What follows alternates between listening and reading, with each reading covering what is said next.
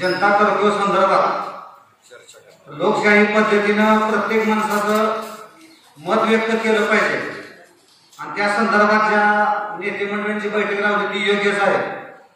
याच्यामध्ये काय जणांना लोकांना असं वाटतंय की तुम्ही फक्त निर्णय द्यावा, पण काही लोकांना असं वाटतं की सगळ्यांनी मत व्यापारी असेल, या सांगोला तालुक्यातला व्यापाऱ्याला जेवढं डिमांड आहे तेवढंच एका ग्राहकाला आहे, शेतकऱ्याला आहे, साफसफाई करणाऱ्या कर्मचाऱ्याला आहे, नोकरदाराला आहे, शिक्षकाला आहे।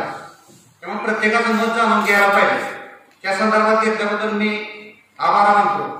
आणि दुसरी गोष्ट अशी आहे की बापू या ठिकाणी प्रशासनाचं एक तरी प्रतिनिधी असायला पाहिजे होता, कारण अशा गाव बैठक परत होती का नाही काय मला माहित नाही, पण प्रशासनाची भूमिका याच्यामध्ये सगळ्यात महत्त्वाची की आपण प्रत्येक सामान्य नागरिकाला सगळं नियम अटी घालून दिले जातात, पण प्रशासनाने देखील काय तर नियम पाळला पाहिजे।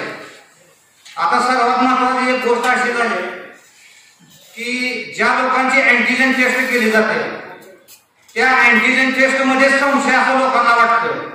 अशी लोक सोशल मीडिया असेल, फेसबुक असेल, व्हॉट्सअपला काय मेसेज येतात आणि जुने व्हिडिओ काय टाकतात। उत्तर प्रदेशमध्ये, तामिळनाडूमध्ये किंवा महाराष्ट्रामध्ये कुठं असं झालंय की त्या व्यक्तीला क्वारंटाईन केलंय, त्याची किडनी काढली, अमुक केलंय, तमुक केलंय। मग ह्याच्यामुळे लोकांना संशय जास्त आहे, म्हणून काही लोक घाबरून ती टेस्टच करत नाही। दुकानवाले एखाद्या व्यापाऱ्याला सांगितलं तुमची टेस्ट करायची, ती राहते त्याच्या पोराला देते पाठवून, म्हणजे पोरवा कुकर फिरलेलं असतं ती सापडते। असं ताजं उदाहरण झालं की व्यापाऱ्याची टेस्ट का व्यापारी घाबरते, त्याचे बरोबर आहे। व्यापारी का घाबरते की ज्या माणसाला नेऊन तिथं टाकलंय, क्वारंटाईन 14 दिवस केले, त्याला कालावधी कमी करावा, ही सुद्धा महत्वाची व्यापाऱ्याची मागणी अशी आहे की 14 दिवस आहे, त्याचा क्वारंटाईन कालावधी कमी करावा, 5 दिवस करावा। आणि 5 दिवस 14 दिवस केल्यानंतर त्याला काय नेमकं दिलं जातं ह्याचं मूल्यमापन झालं पाहिजे। कोरोना पॉझिटिव्ह पेशंटचा आपण देखील नीट होती 14 दिवसात, मी त्याला तिथं काय केलं असा बी संशय व्यापाऱ्यांना। त्यामुळे लोक थोडीशी भयभीत झाले आणि कोरोना, काही लोकांना असं वाटतं की कोरोना नाही, व्यापारी आहे, पैशाचा खर्च आहे, गुंतवणूक आहे, माझं दुकान सांभाळतच आहे, त्यामुळे मी थोडक्यात व्यापारीच आहे। माझा म्हणण्याचा उद्देश आहे की आपल्याला दिलेला नियम जे आहे व्यापाऱ्यांना दिलेलं आहे तसंच सामान्य नागरिकाला दिलेलं आहे की सोशल डिस्टन्सिंग ठेवा। कितीतरी लोक मास्क आणि सॅनिटायझरचा वापर करत नाहीत आणि तुमच्या दुकानाकडे जो ग्राहक येतोय त्याचं नाव, मोबाईल नंबर द्यायचा नियम आहे का नाही आहे, मग आपण व्यापारी करतो का तो? कशासाठी नियम मोबाईल नंबर दिला आता की जर भविष्य काळामध्ये त्या व्यापाऱ्याला जर कोरोनाची लागण दुर्दैवाने झाली, आपण आता झालीच नाही म्हणूया, समजा झाली तर त्याच्याकडे आलेली कोण लोक आहेत ती तपासली पाहिजे। मग त्यासाठी तुमच्याकडे दाखल नाट्यानं तुम्हाला दुकान चालू करून सामान्य नागरिक जीवाशी खेळण्याचा प्रकार आहे। कर्ज माफ व्हावं, गाड्याचं भाडं माफ व्हावं ही भूमिका माझी सुद्धा, पण व्यापाऱ्यांनी सुद्धा माळवाले, भाजीवाले, शेतकऱ्याचा विषय, काय लोक बापू मास्क लावत नाही, हँडओव्हर लावत नाही, पण दिवसभर दुकानात विक्री चालू आहे, गाड्या विक्री चालू आहे, बसून दुकान। आमच्यासारखे लोक जर भेटले, अहो तुम्ही लावता आम्हाला शिकवते की पत्रकार काय तुम्ही छापता, आणि क्वारंटाईन केलेल्या लोकांना पत्रकाराला फोन, आम्हाला फोन, आम्हाला फोन, ह्याला त्याला फोन, साहेब असा असा ना आम्हाला काय घेत नाही।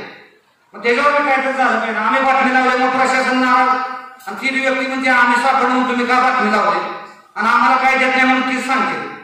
मग ह्याच्यावर काय तर विषय झाला पाहिजे। बापू तुम्ही सगळ्यांनी आता सगळ्यांची मतं घेतली, त्याच्याबद्दल काय नाही, त्याच्यावर निर्णय तुम्ही काही घ्या, पण जर लॉकडाऊन जर कॅन्सल केलं किंवा जनता कर्फ्यू जर कॅन्सल केला तर नियमाचं काटेकोरपणे अंमलबजावणी करणं ही प्रशासनाची जबाबदारी आहे। आणि विशेषतः नगरपालिका, हद्दीतील नगरपालिकेच्या मुख्याधिकाऱ्याची आणि त्यांच्या आरोग्य विभागाची अक्षरशः आम्ही कितीतरी वेळा पत्रकारांनी फोन करून सांगितले की अशा दुकानामध्ये गर्दी पडली, अमुक पडली, की तपासायला यायच्या अगोदर मी फोनच करते, अमुक पत्रकार तुझं काय ते जुळत नाही काय आणि तुझा फोनच करते, पण आम्ही जेव्हा दुकान शटर करून पळून जाते, मग आम्ही वाटलं पत्रकारांनी किंवा नेते त्यामुळं व्यापाऱ्यांची काळजी घेतली पाहिजे, व्यापाऱ्यांनी घेतली पाहिजे, त्यांना कुटुंब आहे, त्यांनी माल खरेदी केला असतात। आणि दुसरी गोष्ट आता ह्यात सगळे प्रामाणिक व्यापारी सगळ्यांची भूमिका आम्ही सुद्धा कसं आहे, आम्हाला तुमच्याविषयी भूमिका चांगली आहे, पण भयानक सांगितलं तसं रोग सुद्धा आजार भयानक वाढायला लागलेला आहे। आपल्या त्या काही व्यापाऱ्यांना सुद्धा लागत जाईल, रोज 8, 10, 12, 13 सापड देत नाही, त्याच्यामध्ये व्यापारी आहेत का नाही तुम्ही मान्य करा। म्हणजे आपण सुद्धा आपल्या जीवाशी खेळतोय असाच प्रकार आहे. पण जे सापडले त्यांना मी सुविधा पुरवलं पाहिजे. तिथं काहीच नाही. त्या सरचा फोन येतोय आम्हाला, पत्रकार तुम्ही तर बातमी लावा, पाणी नाही, लोक उड्या टाकून खाली येऊन मारणाऱ्या भांडण चालू. मला नवरे सरांना परवाच फोन आला आणि त्यांनी सांगितले की क्वारंटाईन केलेली माणसं जाणीवपूर्वक जिथं शिक्षक बसलेले होते त्यांची बैठक होती आला की बाबा शिक्षण लॅपटॉप संदर्भात, ऑनलाईन संदर्भात जाणीवपूर्वक काय लोक त्यांच्या केबिनकडे कूच करून तिथं गोंधळ करून भांडण झालं. मग त्यांनी प्राण साहेबांना फोन केला. मग आम्हाला नवरे सर काय म्हटलं की रवी तुम्ही जरा थोडंसं फोन करा, बातम्या म्हणून बातमी लावून बोलत लोक काय करते. मी प्राण साहेबांबरोबर तुम्ही बोलतो. म्हणजे जी सापडलेली लोक ती तशी गोंधळ करते ती, जी सापडली नाही ती कोरोना नाही म्हणून शहरात तशीच फिरते ती. तर प्रशासनाला बापू तुम्ही आणि आबासाहेब प्रशासनाला सतत ताकीद द्या. तुमच्या हातनं होत नसेल तर तुम्ही तसं वरिष्ठ कार्यालयाला कळवलं पाहिजे. मास्क नाही म्हणून आम्हाला दंड करता येत नाही, सॅनिटायझर नाही म्हणून दुकानावर कारवाई करता येत नाही, सामान्य लोकांना पकडता येत नाही. आपण का कर्फ्यू न करता जर काटेकोरपणे जर अंमलबजावणी केली तर 100% आपण ह्यातनं सांगोला तालुका हा नेहमी लढाईचा तालुका म्हणून ओळखला जातो. पाण्यासाठी संघर्ष केला, सगळ्या गोष्टी संघर्ष केला आणि बंद न करता देखील बऱ्यापैकी जर काळजी घेऊन केली तर आपण ह्यातनं बाहेर पडू. आणि जास्तीत जास्त प्रशासनाला तुम्ही कशा सूचना द्यायची द्या आणि प्रशासनानं कडक भूमिका घ्यावा एवढं बोलून मी माझं 2 मिनिट